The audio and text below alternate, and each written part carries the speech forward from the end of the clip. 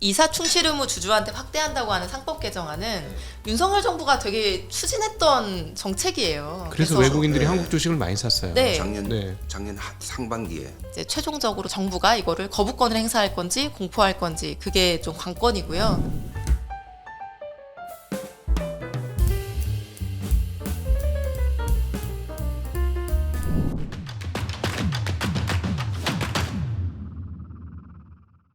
안녕하십니까. 증시각도TV 시청자 여러분, 투자 여러분 반갑습니다. 월간 서주식 오늘 특별판. 와, 정말 이런 특별판은 없었다.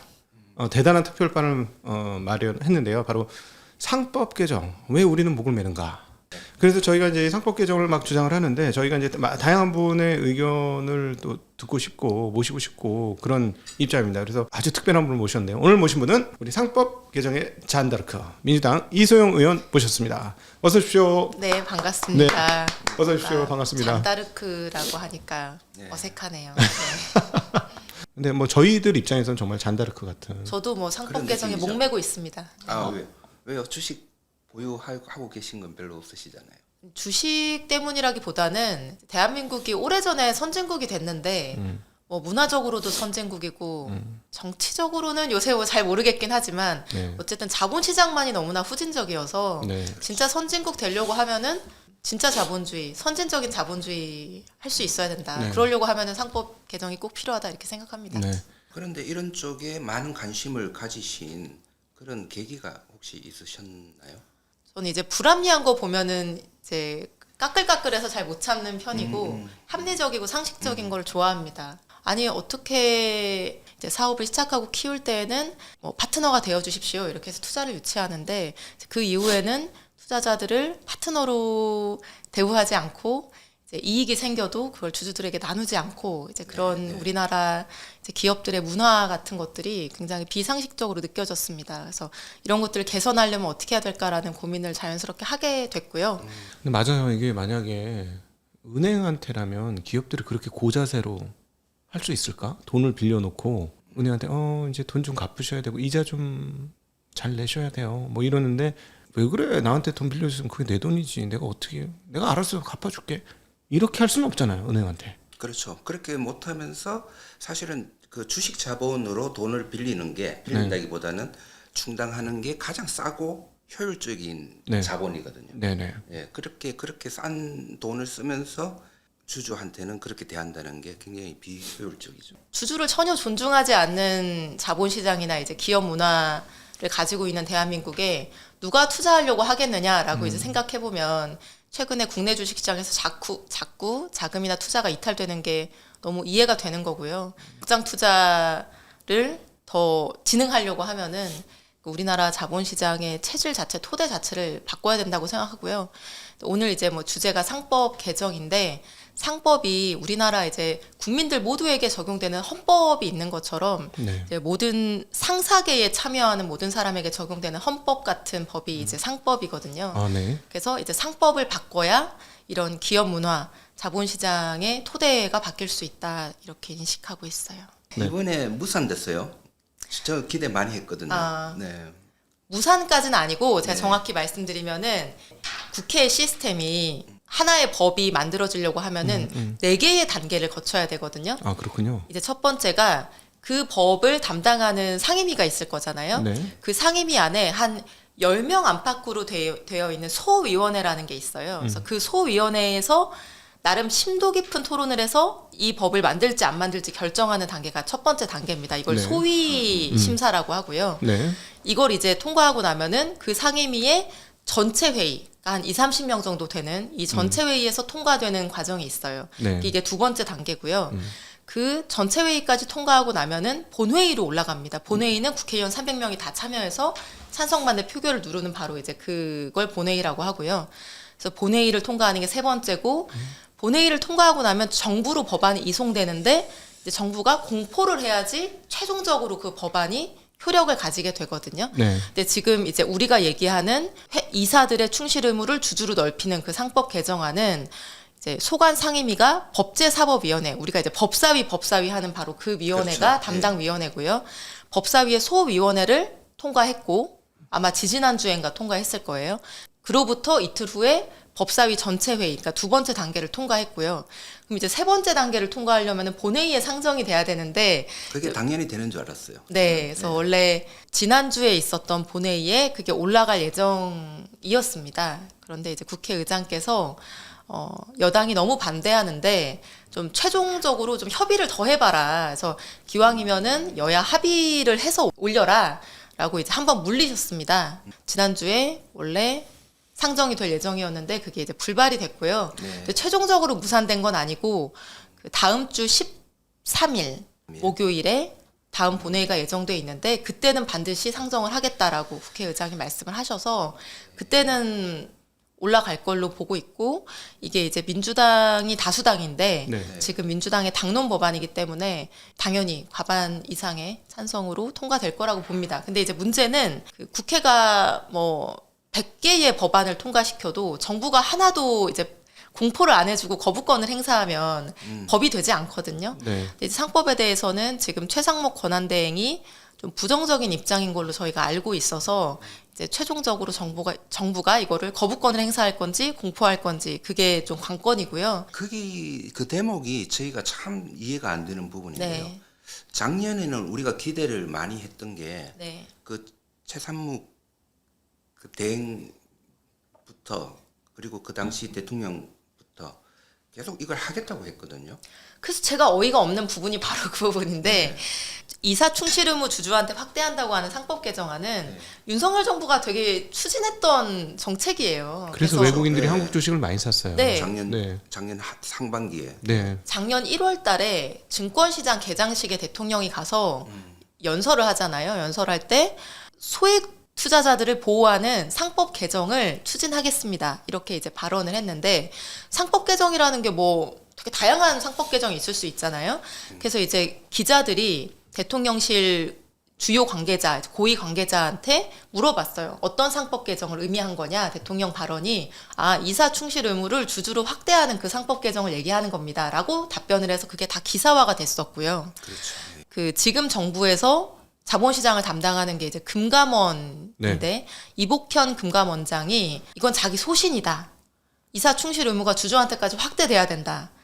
뭐 그거는 뭐 피할 수 없는 거다라 그랬나? 뭐 불가피하다 그랬나? 네, 이제 저희도 다 들었어요. 예. 그런 발언을 너무 여러 차례 했었고요. 국회에 와서 그런 답변을 하기도 했었고 소신 맞죠. 왜냐하면 삼성물산 그 소송할 때도 본인이 그런 철학을 가지고 소송을 한 거니까. 그렇죠. 그리고 두산밥켓 이제 그 합병 계획 관련해서도 금감원장이 이거는 뭐 바람직하지 않다는 취지로 증권 신고서를 계속 반려했었잖아요.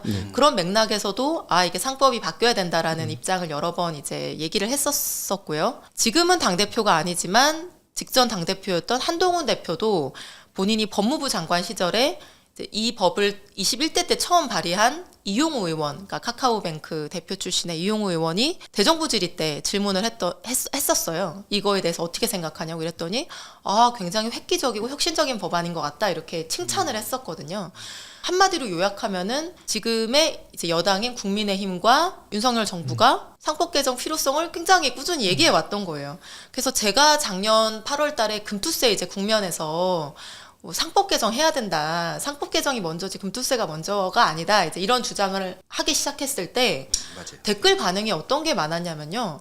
민주당 뒷북 치지 마라. 이거 정부가 하기로 해서 지금 추진되고 있는데 뭐 네. 너네가 왜 숟가락 얹냐 막 이런 댓글이 정말 많았었어요. 네. 그래서 제가 뭐 다른 이 정부의 뭐 밸류업 정책에 대해서 여러 가지 평가가 있긴 하지만 그 밸류업 정책 내용 중에 좋은 것들도 뭐 전 많이 있다고 생각하고 특히 밸류업에는 포함되지 않았지만 이 상법 개정을 정부가 한다고 하면 저는 정말 기립박수를 정말 치고 싶었거든요. 그런데 이제 작년 여름에 아마 6월 정도였던 걸로 기억이 되는데 실제로 막 정부가 이걸 하려고 하는 발언들이 나오고 움직임이 시작이 되니까 네. 한국경제인협회에서 굉장히 센 성명서를 발표를 합니다.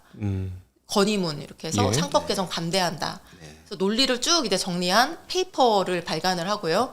그걸 가지고 이제 아마 많은 정치권을 만났을 걸로 추정이 되고 네. 그때부터 이제 갑자기 정부의 입장이 180도 딱 바뀌었죠. 그래서 상법 개정 이거 충실 의무를 넓히는 거는 뭐 추상적이기도 하고 뭐 기업들이 소송에 많이 휘말릴 수 있어서 기업 경영을 위축시킬 수 있고 뭐 블라블라 아무튼 등등등 안 된다. 그래서 뭐 삼성물산이든 뭐 LG 화학이든 두산 밥켓이든 이제 이런 사례들은 핀셋 규제로 막겠다. 그래서 네. 자본시장법에 합병이나 분할과 관련된 규정을 바꿔가지고 그런 유형의 거래를 앞으로 자본 거래를 못하도록 막겠다. 이런 입장으로 바뀐 거예요.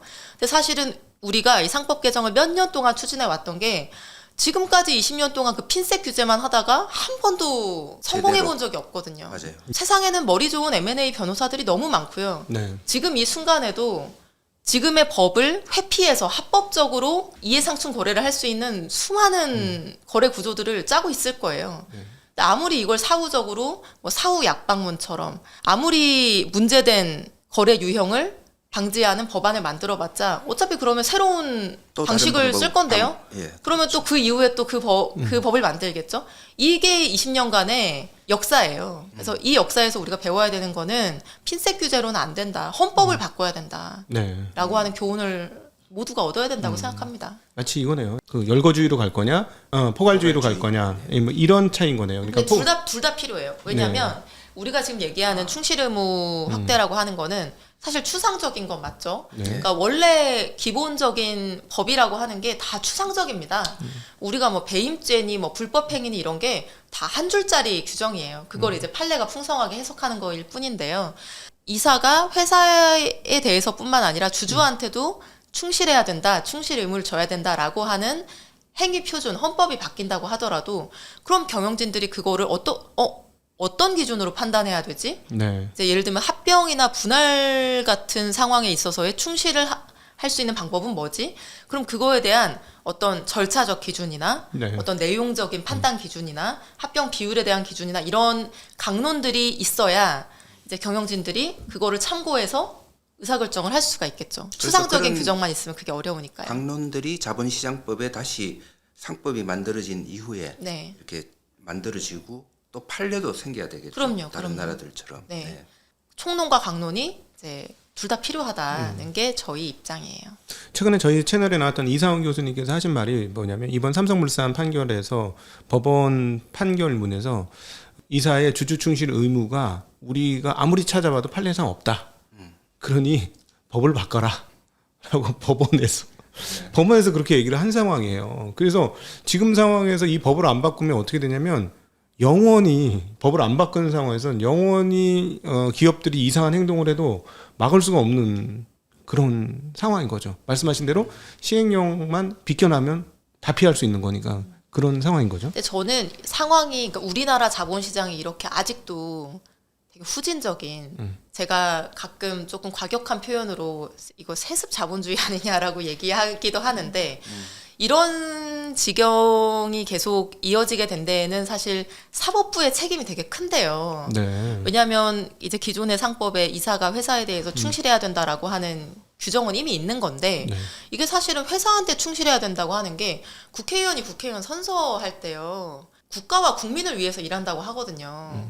국가만을 위해서 일하고 국민에 대해서는 아무 고려를 안 하면 안 되잖아요. 사실은 국가에 국민이 포함되어 있는 거죠. 그런 거죠. 예, 그러니까 국가를 위한다 그러면 그렇죠. 당연히 국민도 위한다. 그렇죠. 그 말이 포함되어 있는 그럼요. 건데. 그래서 예. 국민을 배신해도 되고 국민을 전혀 보호할 필요가 없고 뭐 국민의 이익과 내 이익이 충돌할 때 내 이익을 우선해도 된다. 이렇게 말할 수 없는 거잖아요. 그렇죠. 국가를 위해서 일한다는 건 당연히 국민을 위해서 일한다는 거고 그럼 회사에 대해서 충실해야 된다고 하는 거는 회사에 대해서 배신하지 말아야 된다고 하는 거는 주주에 대해서도 배신하지 말아야 되는 의무가 당연히 포함되는 건데 그렇죠. 이제 우리나라 사법부가 재벌 의존도가 높은 우리나라의 뭐 경제 구조나 이런 것들을 많이 고려해서 어떻게 보면 이 법을 굉장히 축소 해석을 해온 거예요. 그래서 이제 확립된 판례가 주주에 대해서는 아무 뭐 의무를 질 필요가 없어. 주주가 아무리 손해를 입었어도 회사의 어떤 자본 상태의 변화가 없으면은 이거는 너는 무죄야. 너는 아무 책임질 필요 없어. 이렇게 면죄부를 줘왔기 때문에 이 상법의 규정이 굉장히 쪼그라들었던 거고요. 해석을 통해서. 근데 이렇게 사법부가 애초에 입법 취지를 고려하지 않고 이렇게 너무 좁히거나 너무 넓혔을 때 이게 이제 사회에 부작용이 있고 옳지 않다라고 하면 입법부에 또 다시 책임이 돌아오는 거죠. 이거를 적합하게 고쳐야 될 책임. 우리나라 국회는 자본시장에 좀 지금까지 무관심했던 측면도 있는 것 같고요. 이런 문제의 본질을 이렇게 끈질기게 좀 파고들었던 정치인은 별로 없었던 것 같아요. 그러다 보니까 이게 이제 수십 년 동안 이런 상황이 방치됐던 거고요. 근데 이제라도 많이 늦었지만 국회가 이제 해야 될 일을 해야 되는 거죠. 네. 김용남 전 의원이 저희 채널에 나와서 뭐 네. 어떻게까지 얘기했냐면 국회에서 이 경제나 이런 주식이라든가 여기에 돌아가는데 관심 있는 의원 자체가 거의 없다. 이렇게까지 표현을 했어요. 그러면 이소영 의원님을 제외하고 그분 말로는 손가락으로도 셀 수 없다. 그만큼 안 된다.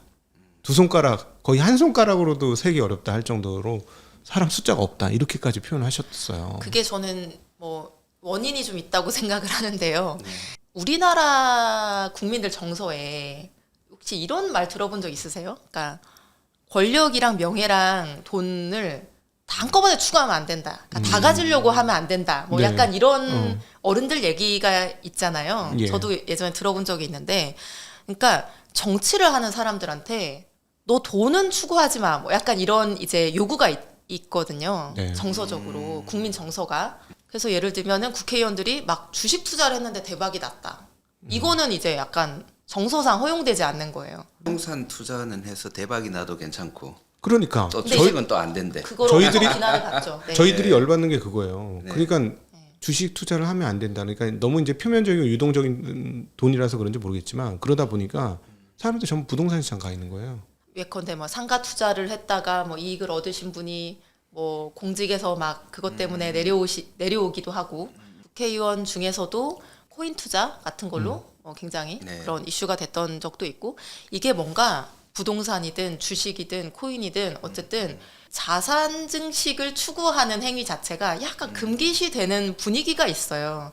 그러다 보니까 제가 하고 싶은 말이 뭐냐면은 국회의원들이 투자 활동을 안 합니다. 예컨대 원래 주식을 갖고 있었던 분들도 그 임기 시작하기 전에 다 팔려고 해요. 아, 시스템이 그렇게 돼 있는 거 아니에요? 무슨 백지 신탁인가 뭐 다 백지 신탁도 해야 되고 그다음 다 보고해야 되고. 네, 뭐 하나 하려고 하면 신고해야 되고, 뭐 신탁해야 되고, 어쨌든 기본적으로는 뭐 그런 투자 활동하고 얽히면은 문제가 생길 수 있다라고 하는 이제 그 인식이 있기 때문에 딱 손을 털려고 하거든요.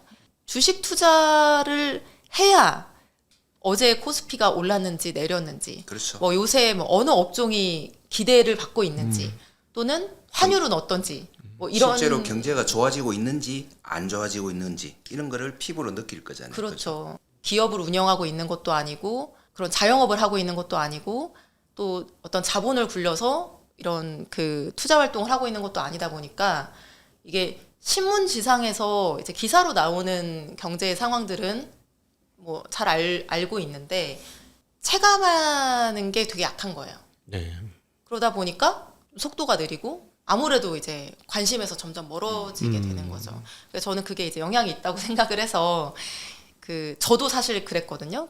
그런 이제 아까 그런 국민 정서나 이런 것 때문에 저도 아예 그런 활동을 안 하고 있었거든요. 네. 근데 그러다 보니까 저도 사실 너무 그게 무뎌지고 이게 좀 관심이 적어지더라고요. 그래서 네. 이제 작년부터 개별 종목에 투자하는 거는 이거는 뭐 이해상충 우려도 있고 그러니까 이제 ETF에는 최소한 투자를 좀 하자. 내 돈을 넣어야지 아무래도 관심이 더 생기고 이렇게 그럴 수 있으니까. 그래서 지금 이제 뭐 코스닥이랑 코스피 ETF에 이제 절반씩 뭐 매월 적립식으로 하고 있는데 좀 그런 노력이라도 좀 해야 되는 것 같아요. 근데 진짜 궁금한데요. 그거 뭐 큰 돈을 하시지 않았을 것 같아. 근데 월 100만 원씩 하고 오 많이 하셨는데? 오. 50만 원, 50만 원. 그렇게 넣으니까 마음이 바뀌시던가요? 마음이 바뀐다기보다는 그냥 아침에 보게 돼요? 보게 돼요? 한번 앱을 열게 되긴 해요. 그래서 원래 작년에는 계속 마이너스였거든요. 그래서 그냥 뭐 이렇지 이렇게 생각했는데 2월에는 갑자기 막 7%, 8% 막 플러스가 되더라고요. 네. 특히 코스닥이 막 엄청 오르더라고요. 네. 그래서 뭐 이렇게 괜히 마음이 좋아지고 그러다가 또 며칠 전부터는 뭐 2%대로 또 뚝 떨어져가지고 뭐 아. 점점. 이제 투자자들의 마음을 좀 어떻게 알게 되신 거네요. 네. 그래서 저는 제 생각에는 과거에는 일을 열심히 하기 위해서 이런 주식 투자 이런 걸 하면 안 돼라는 그런 개념이었다면은 이제는 일을 제대로 하기 위해서는 주식 투자를 좀 하면서 알아야 된다. 뭐 이런 생각을 하고 있어요. 그래서 이제 뭐 고위 공무원들이든 뭐 국회의원들이든 이런 분들도 주식 투자는 자유롭게 하되 그거를 투명하게 공개하는 쪽으로 네. 뭐 나쁜 짓 하는지 네, 이상한 짓 하는지 그런 거는 못 하도록 네. 그렇게 해서 장기 투자를 유도하게 하는 뭐 네, 그런 네. 쪽에 그런 쪽으로 좀 규정이나 이런 게 좀 바뀌었으면 좋겠다 네, 이런 네. 생각을 하고 있어요. 네, 예. 그 미국의 낸시 펠로시 하원 의장이 되게 성투하신 분으로 유명하잖아요. 네. 남편이 아, 엄청난 그래요? 투자를 하죠. 어. 본인이 네. 아마 직접 투자도 하지 않으시나요? 낸시 펠로시 남편 인덱스가 있어요. 오. 근데 계속 지켜봐요 사람들이. 워낙 투자를 근데 잘했어. 그게 이제 어느 기업에 얼마만큼 투자하고 언제 투자하고 언제 뺐는지 이런 것들이 투명하게 아마 공개되다 보니까 이게 이제 시장에서 감시가 가능하고 혹시 그래요. 자기 이해관계 때문에 무슨 뭐 법안을 뭐 통과시킨다거나 이렇게 네. 하는 것들이 딱 보니까 투명하게 이렇게 그 걸러내질 수 있잖아요. 그러니까 그런 시스템이 생기면은 좀 신뢰하에 그렇게 할 수도 있지 않을까 생각이 들긴 해요. 저희가 이걸 이렇게 주장하는 이유가 뭐냐면 이게 자꾸 돈이라는 게 자꾸 돌고 돌아야 경제가 활성화되는데 어디에 묶이거나 맺히면 돈이 안 돌게 되고 그럼 경제 활성화율이 떨어지는데 대표적인 게 이제 부동산 같은 경우는 돈이 한번 들어가면 잘 안 나와요. 그렇죠. 그러니까 사실 지금같이 AI 시대에 아파트를 엄청나게 잘 지어갖고 세계적인 경쟁력을 갖는다?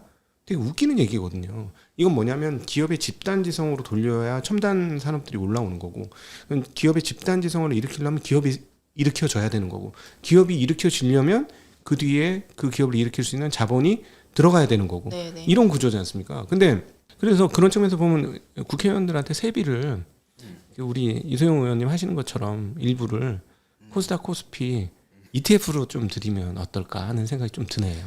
저는.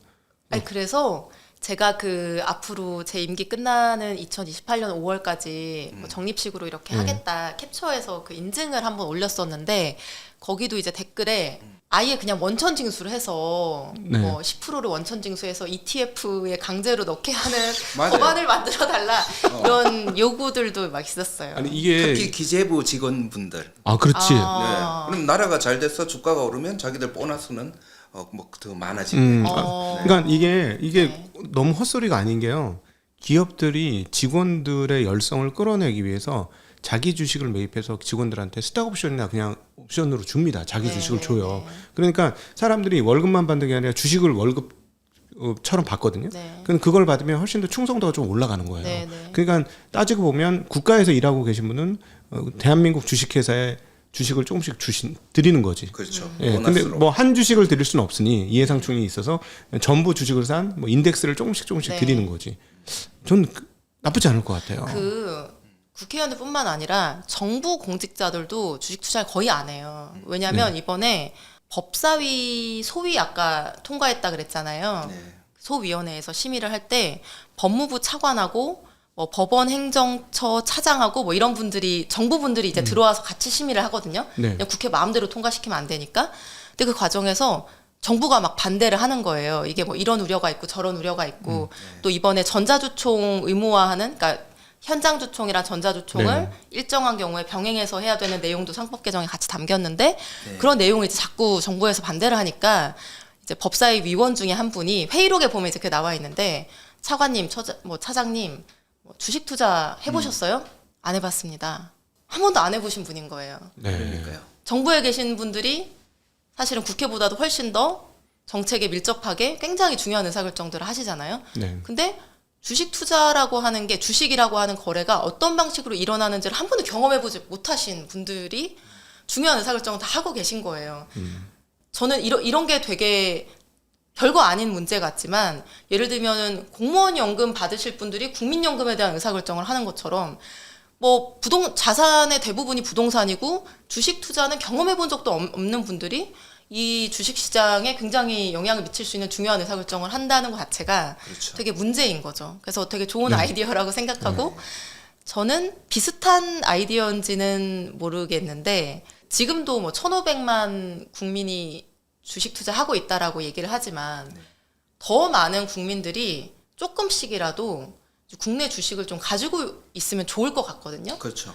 이게 약간 좀 뭐 아직 정제된 무슨 정책은 아니고 그냥 비슷한 맥락에서 아이디어로 얘기해 보는 거는 우리가 정치 후원금이나 이런 것들도 세액공제를 해주잖아요. 네. 국내 주식을 1년에 이제 소액으로 사는 거에 대해서는 좀 세금 혜택을 주는 것도 저는 그런 의미에서 많은 국민들이 한 주라도 뭐 10만 원이라도 10만 원 주식을 그 가지고 원금에 대해서 주식 투자 원금에 대해서 일부 세액 공제를 해주는. 네네 그런 방식으로 좀 주식 투자하는 인구를 늘리면 모든 국민들이 우리나라 기업이나 자본시장에 더 많은 관심을 갖게 되고 또 기업들의 성장에 있어서 또 그런 성장의 과실들이 잘 시장에 또 나눠지는 그런 효과가 있지 않을까라는 그냥 생각을 요새 조금 해보고 있어요. 그럼 미국의 401K가 그렇죠. 퇴직금, 네. 퇴직금을 뭐 주식으로 많이 보유하게 하는. 근데 사실은 이제 그런 우리나라 국민연금이 지금 10% 넘게 아직도 이제 국내 증시에 투자를 하고 있기 때문에 대부분의 국민들 이제 국민연금으로 네. 노후 소득을 받으셔야 되는 국민들이 간접적으로는 뭐 투자자이시기는 한 건데요. 직접 투자를 하는 게 또 많이 다르다고 생각하긴 합니다.